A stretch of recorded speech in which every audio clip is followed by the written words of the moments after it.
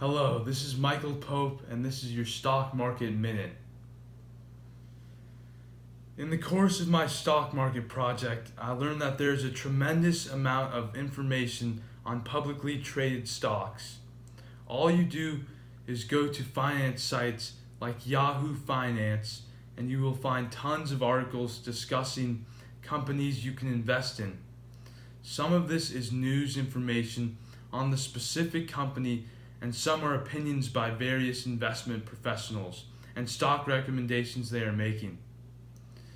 In this age of technology, the amount of stock market information is overwhelming.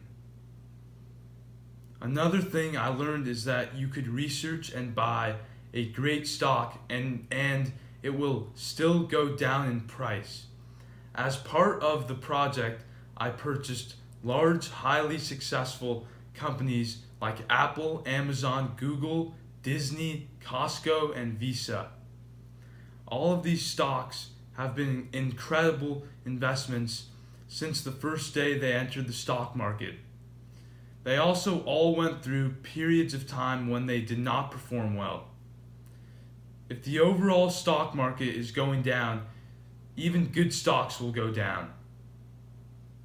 Almost all my stocks went down in value over the 1 week period of time I owned them. The market was negative during this period of time because investors were focused on the ongoing trade war between the US and China. If I could hold these stocks for 5 or 10 years, chances are they would all go up in value from current prices. So it would appear that short-term investing is riskier than long-term investing. Another thing I learned was that investing in a stock is the same as investing in or owning a small piece of the company you are investing in. So if that company continues to grow and make more profits, the price of a share of stock should increase in value over time. I learned that Apple is one of the most valuable companies in the world and is currently valued at around $800 billion and has been worth as high as $1 trillion. In its last fiscal year, it generated $260 billion in sales and had a net profit of $60 billion. This is the most profitable company in the world, and yet the stock is down 25% in the last 9 months because investors are worried about the future of Apple. So as you can see, nothing is a given in the stock market. I read someone say that ultimately 2 emotions rule the stock market and every stock in the market. These 2 emotions are faith and fear.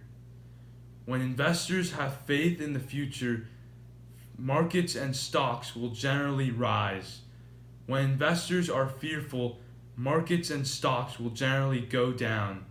The long-term trend of the stock market has been up since the inception of the stock market, but there have been periods of time like the 2008 financial crisis when fear took over and most all stocks declined significantly.